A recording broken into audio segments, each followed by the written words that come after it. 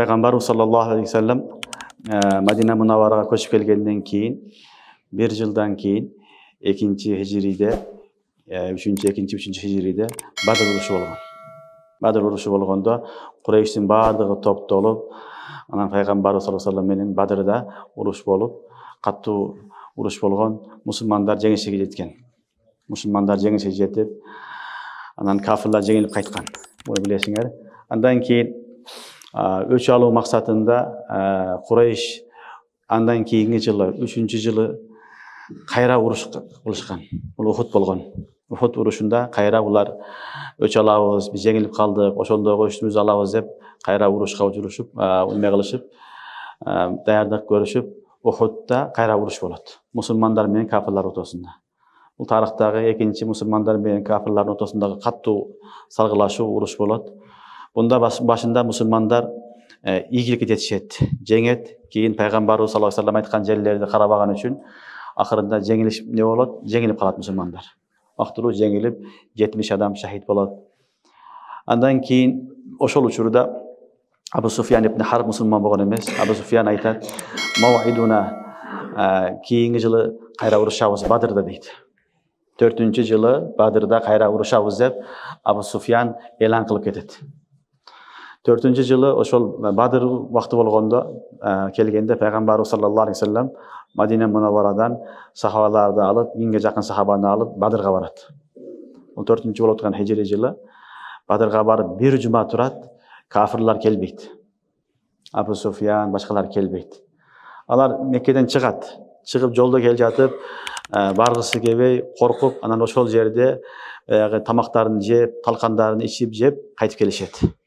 Анан келгенде бүт үйлөсүндөгү аялдары калып кеткенде шылдыңдай, силер талкан жегени барыпсыңар деп шылдыңдайт. Уруш болбойт. Бирок Пайгамбарыбыз саллаллаху алейхи ва саллям барып бир жума туруп кайтып келет. Мына ошону Бадрул Мауид деп айтылат. Бадрул Мауид, вада кылган Бадр. 4-cü хижриде Расулуллах саллаллаху алейхи ва саллям барат келбейт. Анан 4-cü жыл өткөндөн кийин 5-cü жыл келгенде еврейлер, яһудилер Мадина Мунавварада акырын Пайгамбарыбыз саллаллаху алейхи ва салламга каршылык кыла баштайт. Негизи Мадина Мунавварада Бани Назир, Бани Курайза деген эки кабила болот. Улар Пайгамбарыбыз саллаллаху алейхи ва саллям менен сулх кылган, биз менен урушпайбыз, тилишпейбиз. Лакум динукум валия дин деген сулх кылышкан. Келишим болгон. Бирок ошого карабастан булар эмне кылат? Акырын чыккынчылык кылып, Пайгамбарыбыз саллаллаху алейхи ва салламдын аркасынан түшөт. Пайгамбарыбыз саллаллаху алейхи ва салламды өлтүргөнгө аракет кылат, башка кылат, көптөгөн фитналарды уюштуруп жүрүшөт. Ошентип жүрүп, анан булардын бирөөсү Мадина Мунавварага, Меккеге барат. Меккеге барып, Меккенин чоңдору менен жолугат. Абу Суфьян менен жолугат. Абу Суфьян ибн Харб менен жолугуп, Абу Суфьянга айтат: "Мына силер 3 жылдан бери урушасыңар, эмеде Ухудда жеңдиңер. Азыр мусулмандар көйүп кеткенге чейин буларды жеңип коюш керек. Мусулмандар жок кылып бериш керек. Болбосо булар бизге зыян берет. Силер экөөбүз чогуу жашаганга жакшы, силердин диниңер өзүңөргө, биздин динибиз өзүбүзгө. Ошон үчүн бул Мухаммадты саллаллаху алейхи ва саллям сахабаларды жок кылайлык" деп мен фикир берет. Фикир бергенде Абу Суфьянга да жагат. Абу Суфьян макул болуп, ошол Меккенин тегерегинде кичине бүт кабилелердин баардыгын топтоп, алардын башчылары менен сүйлөшүп, макулдук берет. Ошентип Меккеден 3000 адам даяр болот. 3000 адамды Курайштин тегерегиндеги жамааттарды макул кылат. Баягы ким? Хуяй ибн Ахтаб деген адам болот, еврейлердин ошо башчысы. Ошол барып көндүрүп келет. Көндүрүп келгенден кийин караса өздөрү аз. Өздөрү аз себеби яһудилер аз эле болгон. Яһудилер ар дайым аз эле болгон, бирок акчанын баары ушуларда болгон. Булар бай болгон, акчасы көп болгон. Анан булар эмне кылган? Келип туруп, Мадина Мунавварада эң чоң жамаат арабтардын Гатфан деген уруу болгон. Гатфан. Ошол Гатфан уруусуну барып, алар менен сүйлөшүп, аларды да көндүрөт. Алар Пайгамбарыбыз менен уруш кылган эмес, алардын зыян деле жок болот. Бирок айтат: "Силер бизге жардам бергиле, ушуну жок кылайлык, анан силерге биз жардам беребиз. Биздин эгин тигиндерден чыгып турган баягы кирешенин 3/1 силерге беребиз" дейт. Еврейлер ушинтип акча менен мусулмандарга каршылык кылганда 3/1 силерге беребиз. Калганын анан силер жылың алып турасыңар деп алар мажбур кылат. Бул Гатфан уруусу аябай урушчак, урушканда жакшы урушкан, төбөгө жакшы минген, жаан аткан кыйын эл болгон. Алар анан ошол акчанын негизинде мейли бизге кирешенин 3/1 берсеңер макул деп, кирешеге кызыгып, акчага кызыгып макулдугун берет. Ал Гатфан уруусу 7000ден көп адам болот. 7000ден көп адам бул таяр болду. 1000ге жакын мисалы еврейлер болсун, Курейш келди, жактан 3000, ошентип отуруп 10.000, 12.000, 15.000ге жакын адам топтолот. 15.000ге жакын адам топтолуп, эми булар машвара кылып айтат, болду эми, бүттү. Эми биз акыркы биздин немебиз, бизге бир фурсат, мүмкүнчүлүк, ушу менен биз мусулмандарды жок кылабыз. Булардын тукумун урутабыз, жок кылбасак болбой калды деген келишим кылышат. Анан ушул келишим пайгамбарыбыз саллаллаху алейхи ва салламга дагы жетет. Пайгамбарыбыз саллаллаху алейхи ва салламга ушул кабар жетип келгенден кийин пайгамбарыбыз саллаллаху алейхи ва саллам ар дайым сахабаларга машвара кылган. Машвара кылганда каерде урушабыз? Мадинадан чыгып урушабызбы, же Мадинада туруп урушабызбы деген биринчи машвара болот. Машвара болгондо көпчүлүк сахабалардын фикри болот, биз Мадинада туруп уруш кылабыз дейт. Себеби мурда чыкканыбызда Ухудка чыкканда жеңилиш болуп калды, жакшы ийгилик болбоду. Ошон үчүн биз Мадинада туруп ушул жерде урушканга даярбыз деп макулдугун берет. Пайгамбарыбыз саллаллаху алейхи ва саллам жана Абдуллах ибн Убайдын фикри болот, сыртта урушайлы деген. Бирок пайгамбарыбыз саллаллаху алейхи ва саллам көпчүлүккө баш ийип, мейли деп Мадинанын ичинде уруш кылабыз дейт. Бирок Мадинага басып келсе 12.000 адам, 15.000 адамга мусулмандар туруштук бере албайдыган учур болот. Себеби мусулмандардын саны 3000 болот. Алар 3 эсе, 4 эсе көп. Эмне кылабыз дегенде Салман Фарси разияллаху анху фикир берет, Хандак казабыз дейт. Хандак деген окоп. Түшүнүңөрбү? Хандак казабыз, ошол хандакты казып, окопту казып урушабыз. Себеби биз Румда уруш кылганда ошондой кылат керек деген фикир бергенде пайгамбарыбыз саллаллаху алейхи ва саллам бул фикирди жактырат.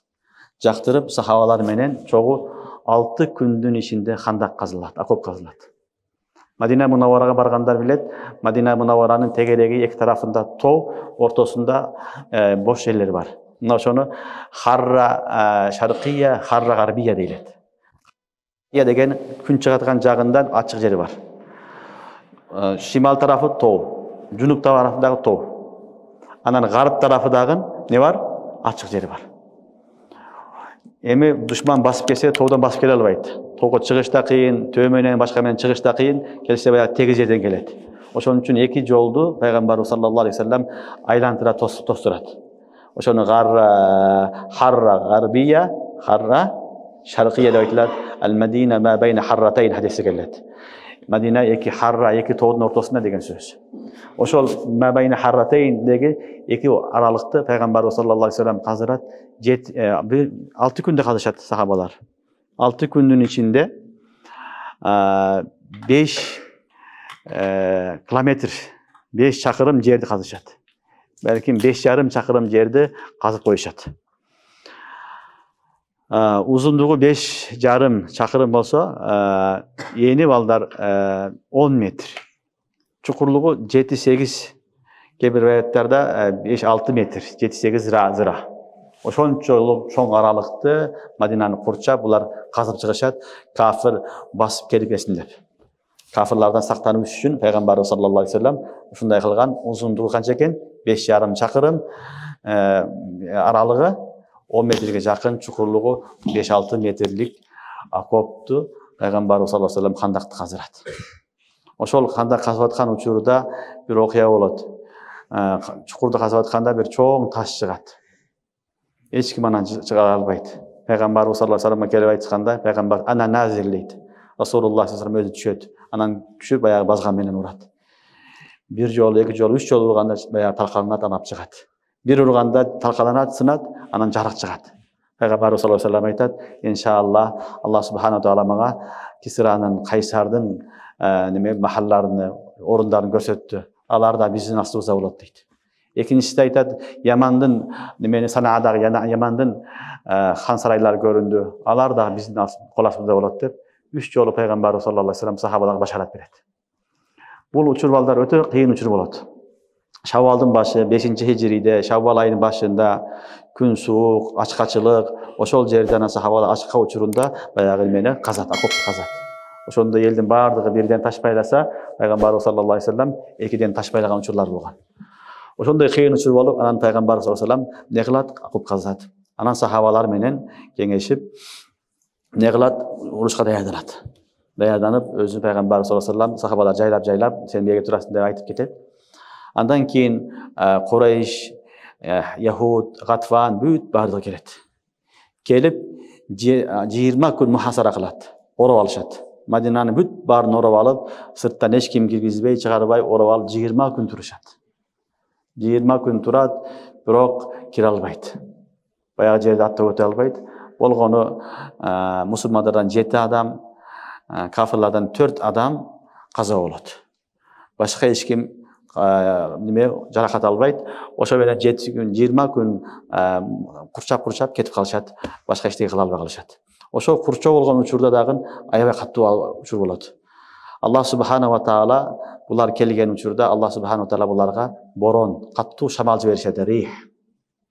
Каттуу шамал келип, кумдар алардын беттериге, жүздөрүнө уруп, от чаккан отторуну, пышырган тамактарыны, казандарын бүт баарын одарып салат. От чакса эле өтүп өчүп калат. Курсак ачат да, тамак жейнесе өтүп өчүп калат. Тамагын жейнесе шамал каттуу болот дагы, казанын одарып кетет. Туруп басайын десе, чаң учуп көзүнө кирет.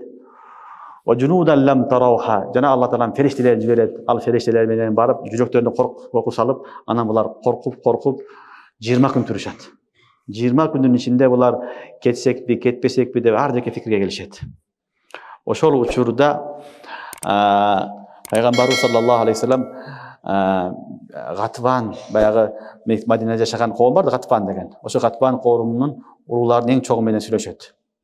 Барып айтат: "Сен билесиң, биз менен силердин ортоңордо эчтеке жок.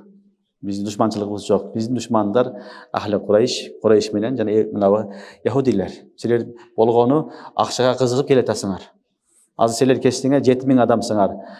Булар аз эле, биз алар менен кыйналбай күрөшөбүз. Силер кетип эле калган жакшы. Ошолор берген нерсени биз силерге беребиз" дейт. Силер болгону ошол Хайбардан, башка жактан чыккан 3төн 1-ин алам деп атасыңар. Ошол 3төн 1-ини кирешени силерге биз берейлик. Силер урушпай эле койгула деген сулукту пайгамбарыбыз саллаллаху алейхи вассалам ошол Гатфан урусунун чогуна айтат.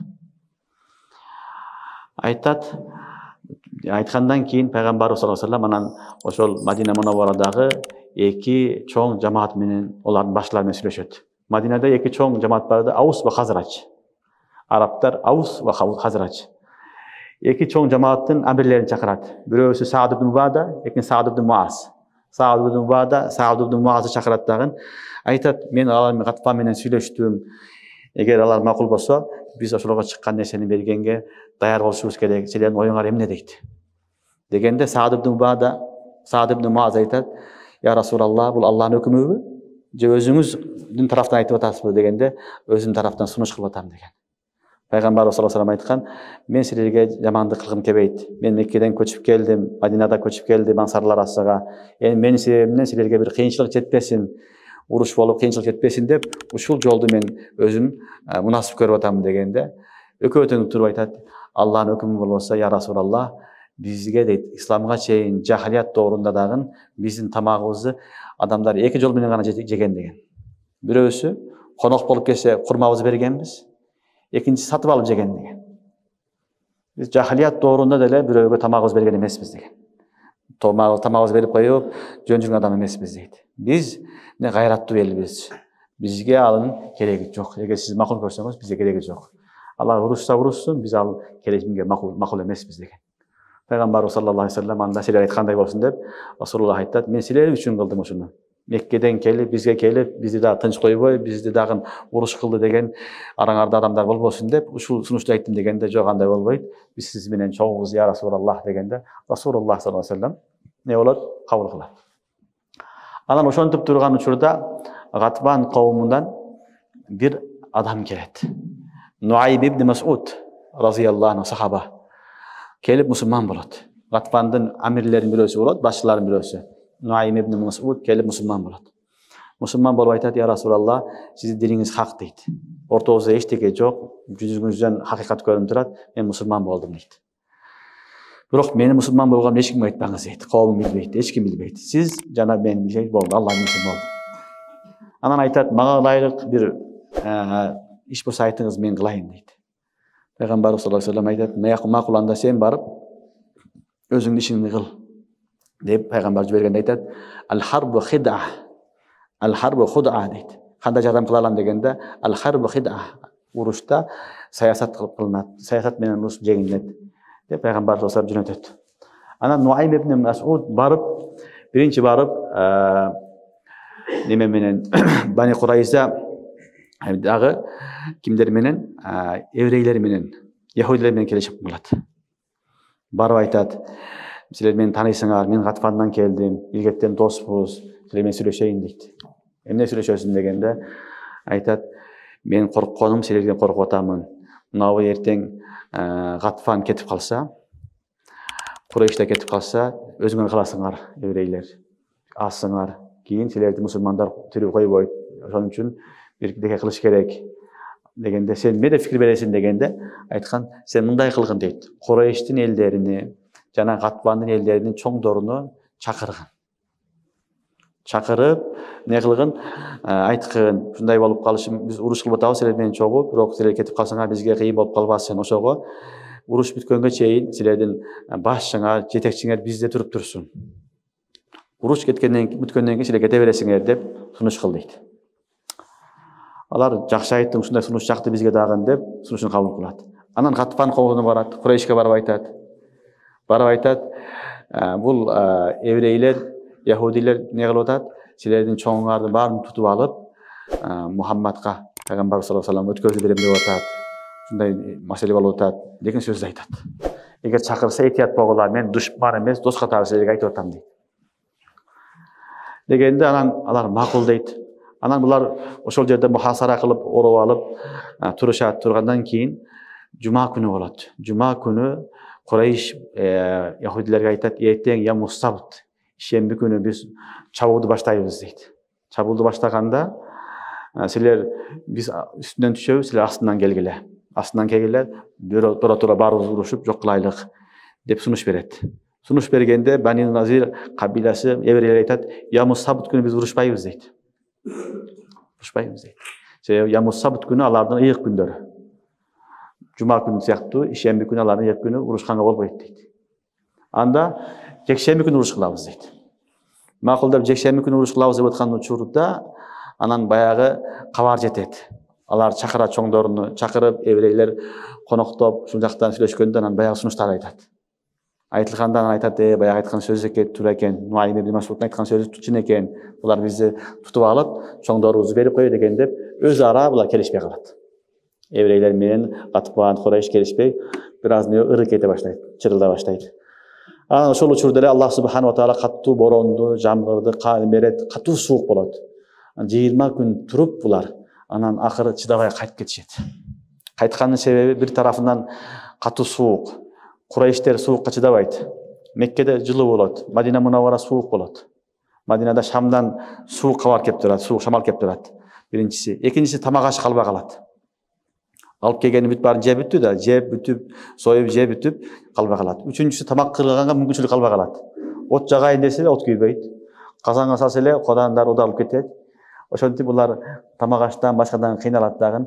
Анан 20 күн болгондон ар-рахил деп анан кеттик Абу Суфьян кетет биринчи. Анан аркасынан баары кетип, не кылат? Жамаат баары кетип калышат. 20 күн уруш болот, мухасара болот, кийин кетишет. Мына ушул кафирлардын акыркы эң чоң кол салуусу болот. Тарыхта мындай чоң кол салуу болгон эмес. Мына ушуну Ахзаб деп айтылат. Ахзаб хизбтин жама, хизб деген жамаат, Ахзаб деген жамааттар деген сөз. Көптөгөн жамааттар, Бани Назир, Бани Курайза, Курайш, Ахли Курайштин жанындагылар, Гатфан бүт бардыгы чогулуп алып туруп, анан кол салган окуя болгон. Ошон үчүн Аллах субханаху таала буну Ахзаб деп Куранда баяндаган.